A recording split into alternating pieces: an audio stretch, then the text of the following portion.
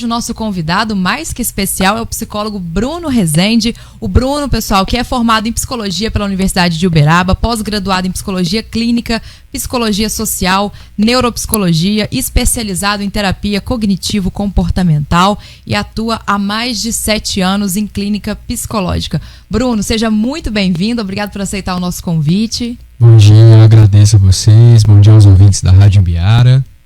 Bruno, a gente vai falar sobre o Janeiro Branco, né? E eu gostaria que você começasse explicando para as pessoas a importância desse tema e qual que é o objetivo do Janeiro Branco. Tá, eu acho que é mais importante a gente, um pouco antes também falar do que é saúde mental, né? Às vezes as pessoas confundem um pouco o que é a saúde mental.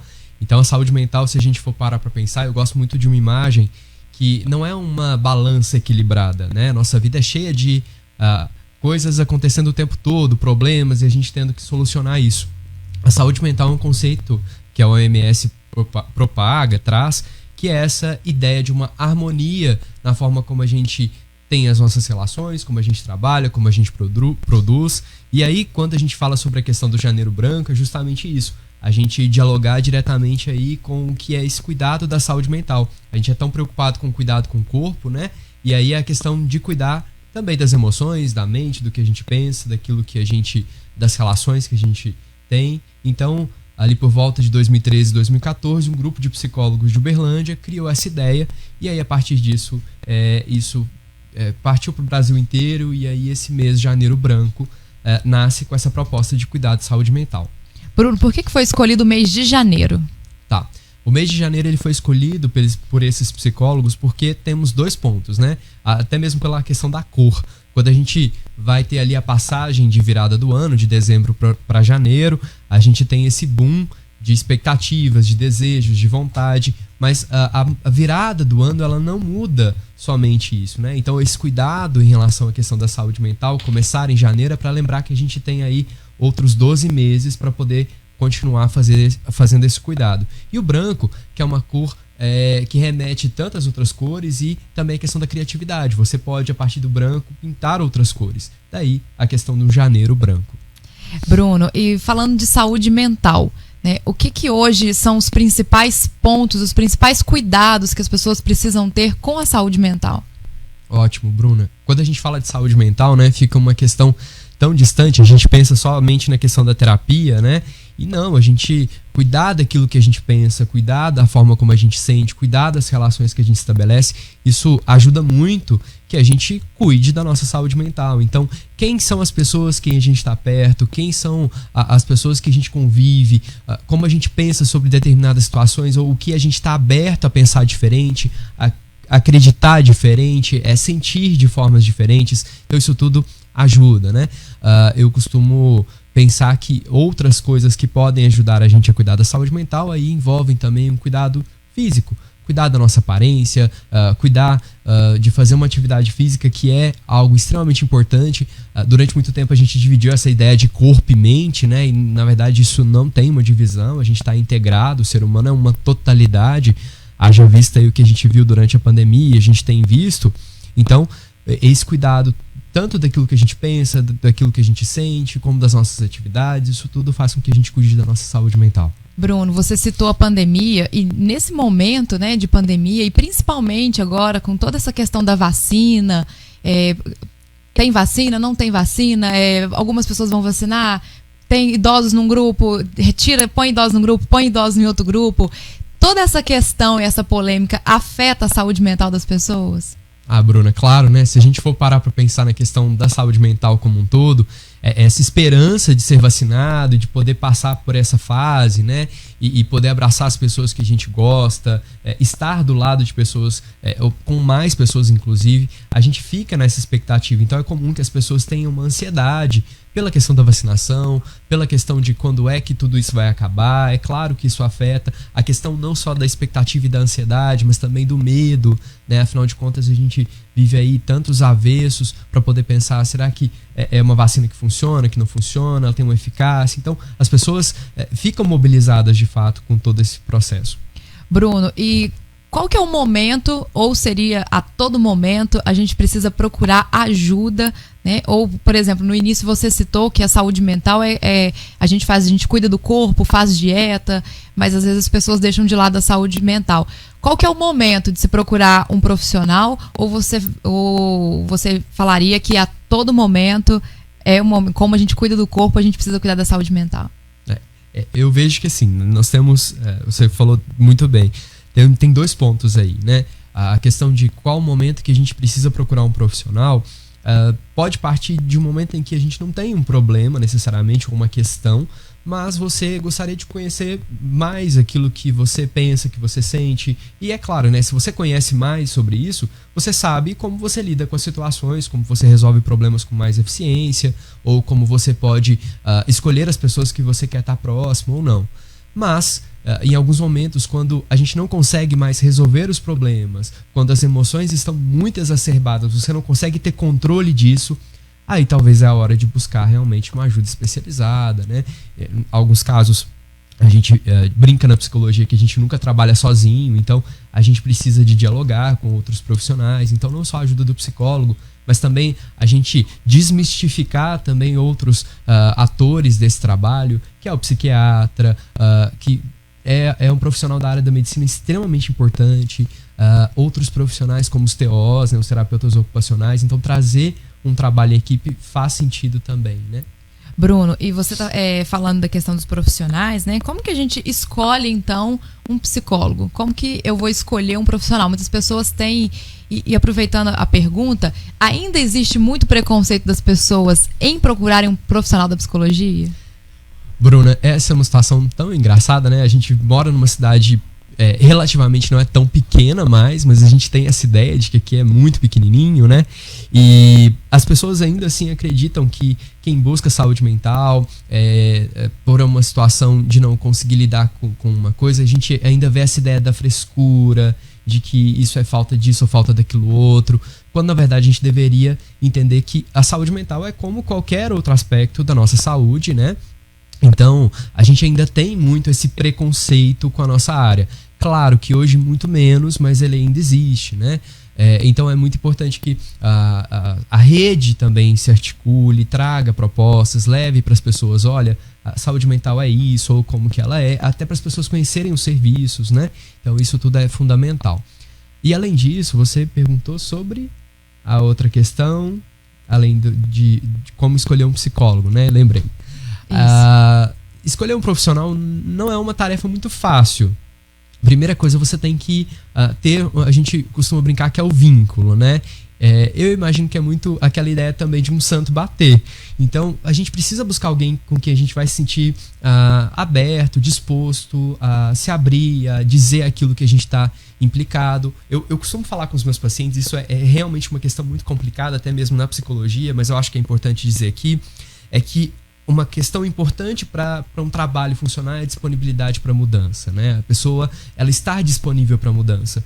Não adianta o profissional trabalhar 1 milhão se o outro também não se implica. Então é uma troca. Você tem que estar disposto a ter essa troca. Quando tem a troca, tem o processo acontecendo. Bruno, e agora eu acho que a gente pode entrar esse assunto assim tão falado e tão preocupante, principalmente acho que para os pais, né, sobre as redes sociais. Então, as redes sociais para algumas pessoas são apontadas como nocivas, né, no sentido da saúde mental. Mas como que as redes sociais afetam a nossa saúde mental? Bruna, essa é uma questão realmente muito delicada, né? Apesar de que no último ano a coisa que a gente mais fez foi estar conectado. E também pensando que as pessoas também estão conectadas aqui com a gente. Como que a gente pensa nessa questão da saúde mental? A primeira questão é aquilo que a gente segue, aquilo que a gente curte, aquilo que a gente vê, que tipo de conteúdo a gente consome. Então os pais têm que ficar realmente atentos a isso, né? Aos contatos que os filhos têm, a como que esses filhos eles têm essas relações, aquilo que como que de fato acontecem esses contatos, né? A gente tem os jogos online que a gente precisa realmente ficar atento. A gente não sabe quem está do outro lado. A gente não pode ser ingênuo de acreditar que quem está do outro lado realmente seja aquela pessoa que ela de fato está dizendo, né? Então, é importante que a gente tenha esse nosso jeito de ficar um pouco mais atento a essas situações.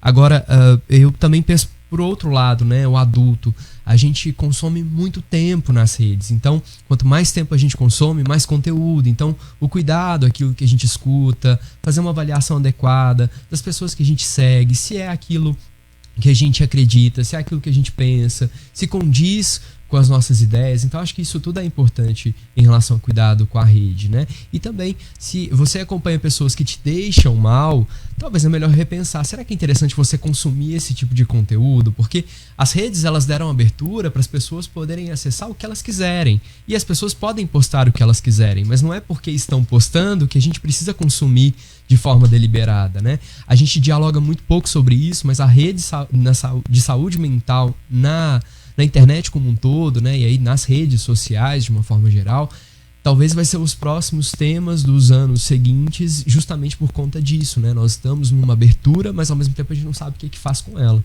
E duas situações que envolvem a rede social, né? A primeira, a questão da própria fake news, né, que às vezes a pessoa leva aquilo como sério, né, e acaba cometendo ou seguindo algo que não deveria seguir, né? Às vezes até procedimentos médicos. Tivemos inclusive um caso de uma mulher lá em Santos que acabou sendo morta, né, porque foi confundida com a outra mulher que tinha sequestrado uma criança, né, postaram um vídeo dela nas redes sociais, então tem todo esse perigo. E uma outra situação, né, Bruno, porque muita gente às vezes está lá nas redes sociais compartilhando aquelas maravilhas, aquelas mensagens de otimismo, mas no fundo está se escondendo, né? Sim, eu acho isso que você falou, eu acho que é muito importante, né? A gente acredita que aquilo lá é uma realidade. E não, ela não é talvez uma realidade, né? Uma foto, ela pega diz... palavras de outras pessoas, justamente, né? É um momento e que talvez a pessoa nem postou naquele momento, né? Se a gente for parar para poder acompanhar pessoas próximas a gente vê que pessoas tiraram foto em algum momento e vão postar só depois. Então, a gente também precisa tomar esse cuidado, né? Eu me recordo aqui de um caso, inclusive, das redes sociais, de uma moça que ela veio aí a ter uma tentativa de autoextermínio, mas todo mundo comentava, né? Olha, que bonito, nas redes ela estava feliz, ela estava alegre, ela estava postando coisas boas.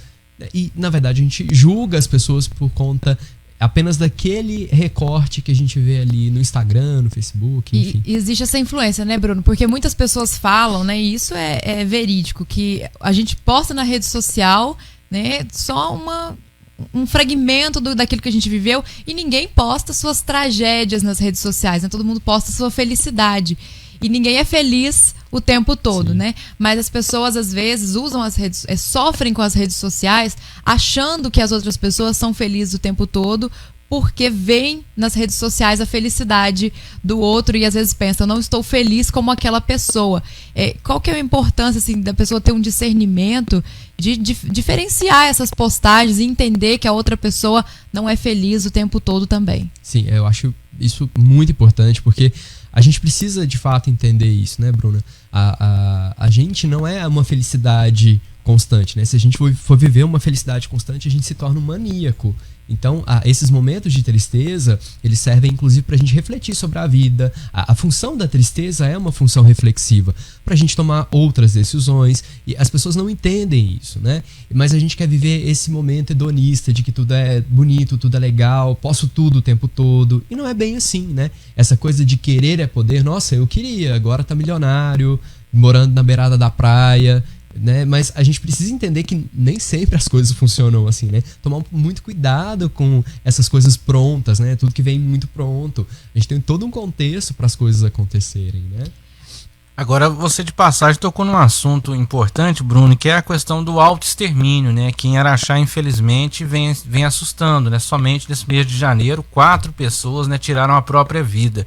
E muitas das vezes, né, são as pessoas que tentam, de certa maneira, procurar ajuda, mas não tem ninguém para ouvir, né? Aí vem a importância do próprio profissional como da sua área, né? Sim, eu acho isso é muito importante, né? Por isso que eu falei anteriormente de ter outros colegas juntos, não só da área, os psicólogos, né? Mas eu acredito muito no trabalho dos psiquiatras e gosto muito, atuo com vários. Então, esse link é muito importante até para fazer o cuidado das pessoas que estão num determinado grau de sofrimento em que a situação ela demanda de fato mais atenção, mais cuidado, e às vezes a gente não para ouvir essas pessoas que de fato estão num sofrimento, como você falou, e aí chega até a tirar a própria vida, né? Bruno, e falando dessa questão do autoextermínio, como que a gente consegue identificar né, em amigos, em familiares, porque como até o Carlinhos falou, né, às vezes a gente, e até você citou também, às vezes a gente percebe nas redes sociais que a pessoa está tão bem, tão feliz, e de repente a gente tem a notícia do autoextermínio de uma pessoa. Como que a gente identifica, como que as pessoas ajudam, como que os familiares podem tomar essa iniciativa de tentar, porque às vezes a própria pessoa não tem essa iniciativa ou sofre de alguma forma para a procura do profissional. Como que a gente identifica e ajuda essas pessoas? Sim, eu acho que uma questão muito importante é ficar muito atento de fato ao que o outro está falando pra gente, né? Então, ficar atento ao que ele está falando, ficar atento se a situação que ele está levantando é uma situação que ele não consegue mais lidar com aquele problema, então vamos procurar uma ajuda e que tipo de ajuda a gente vai procurar. Também acionar muito as redes de apoio, né? A rede de apoio tem uma sustentação boa, e eu não estou falando só de uma rede de apoio de atenção específica, psicológica, né? E aí eu não estou falando de profissionais só, mas os amigos, as pessoas próximas, dentro de casa. E aí sim, percebendo isso, aí você aciona as redes, seja as redes de apoio psicossocial, as redes de profissionais, mas o mais importante é isso, a gente ficar atento mesmo às pessoas à nossa volta, o que elas estão sentindo, o que elas estão falando, né? E nunca acreditar que aquilo é uma frescura, aquilo é uma bobagem, porque a gente nunca de fato sabe, né? Tem uma poeta que fala que coração é uma terra estranha, então é difícil mesmo, né? A gente saber de fato o que o outro está sentindo e está pensando, mas se a gente ficar atento, a gente consegue chegar até ali. Como você disse, né? Então é importante as pessoas ficarem atentas ao momento que as pessoas passam e não minimizar nem vitimizar a pessoa pelos seus próprios momentos. Justamente. Né? Bruno, na minha pergunta anterior, você falou em questão da família, dos pais. A gente olhando hoje, essa geração que vem de crianças, elas são muito conectadas.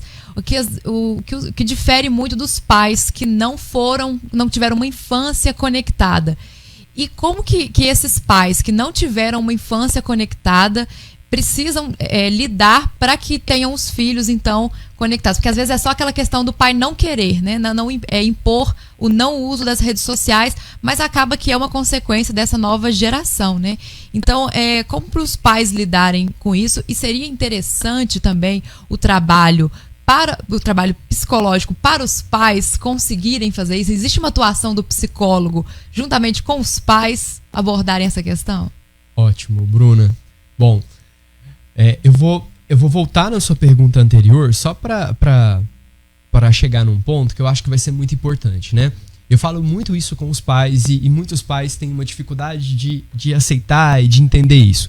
Mas a geração que a gente vê hoje é uma geração que não lidou com as faltas que os pais tiveram. Então, os pais hoje, eles tentam se realizar nos adolescentes, nos pré-adolescentes. Então, eles querem que os filhos tenham X caminho, façam X coisas, né?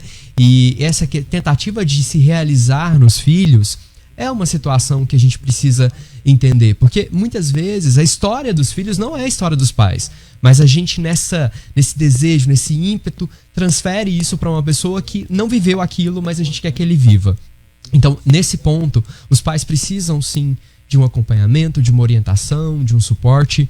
Agora, em relação à questão das redes, é fundamental que os pais acompanhem, é fundamental que os pais estejam próximos, conheçam, né? As redes, elas trazem muito... eu me recordo... 10 anos atrás, quando eu ainda fazia graduação, que a gente brincava que os pais colocavam na frente do DVD e ficava ótimo, porque a criança ficava lá e era uma grande babá, né? E a gente precisa entender isso, os pais precisam entender que o computador, um tablet, um celular, ele não é uma babá, ele não faz, ajuda, claro, desenvolve algumas habilidades cognitivas, mas não necessariamente ele tem o cuidado de uma criança, ele não desenvolve emocionalmente uma criança como um todo, como uma completude. O cuidado que a gente fala, esse cuidado de pai, de mãe, ou de quem quer que faça esse cuidado, né, seja o responsável de uma forma geral, ele precisa desse afeto, da troca, da entrega, e os pais têm que entender isso. Então, se eu quero saber e cuidar melhor das redes, então eu preciso estar atento ao que ele está acessando. Que tipo de jogos ele joga, como que ele joga, quem são as pessoas com quem ele conversa, porque hoje os jovens jogam jogos e estão o tempo todo conectado e conversando com as pessoas. Mas a gente precisa saber quem são essas pessoas. né? Ah, tá falando que do outro lado tem 12 anos. Será mesmo? Ah, tá falando que tem 6. É uma criança, será? Então, a gente precisa ficar atento a tudo isso, né? E os pais, eles ficam um pouco confortáveis. Então, é tentar a gente também sair desse comodismo de lidar com as redes e se entregar um pouco mais para conhecer o próprio filho. Bruno, então uma boa estrutura familiar pode evitar aí o transtorno mental? Essa funcionalidade da família tem um papel muito importante, né? O cuidado da família tem um papel muito importante, sim, na estrutura da saúde mental, no cuidado da saúde mental. Bruno, então nós falamos aqui sobre saúde mental. Eu queria agradecer pela sua presença, quero deixar o microfone aberto. Se tiver alguma pergunta que eu não fiz e você queira trazer alguma informação, fica à vontade. Mas te agradecer imensamente pela sua presença, pela sua companhia. Antes até, viu, Bruno, pediu o Bruno aqui para nos dizer, né, respondendo a nossa ouvinte, a Letícia Aparecida, onde fica localizado o consultório do Bruno, né? E se ele atende através de algum plano de saúde. E já passar as redes sociais também, né? O Bruno aí que faz um trabalho excelente também, viu, pessoal, nas redes sociais. Então, o Bruno vai deixar aqui as redes sociais dele. Vocês podem aproveitar, seguir aí o Bruno, que com certeza também será de grande valia segui-lo nas redes sociais. Que bom. Bom, eu vou deixar minhas redes sociais que as pessoas podem procurar e a gente conversar. Meu Instagram é Bruno Rezende Psi. Eu trabalho com neuropsicologia e também trabalho muito com crianças e adolescentes e pais e orientação de pais, mas também trabalho com adultos. E em relação à questão, né, Bruna, eu acho que vocês contemplaram tudo. É importante que a gente adentre esse espaço da saúde mental nas redes, né? Não só da saúde mental, porque muitas pessoas falam da ansiedade, da depressão, mas a gente precisa, de fato, estender o diálogo e o debate e a reflexão para outros campos, né? Então, achei ótimo as perguntas. Obrigada, Bruno. E, claro, conta aí com a sua parceria aqui com a rádio para a gente te trazer aqui outras vezes para falarmos aí de tantos outros assuntos e principalmente, né, como o Carlos disse, a gente vive um momento muito difícil e a gente vive aí a questão também de um alto número aqui na nossa região de autoextermínio, então é muito importante sempre a gente trazer informações na área da psicologia. Te agradeço mais uma vez pela presença e espero contar aí com essa parceria sua. Eu que agradeço a vocês, foi ótimo.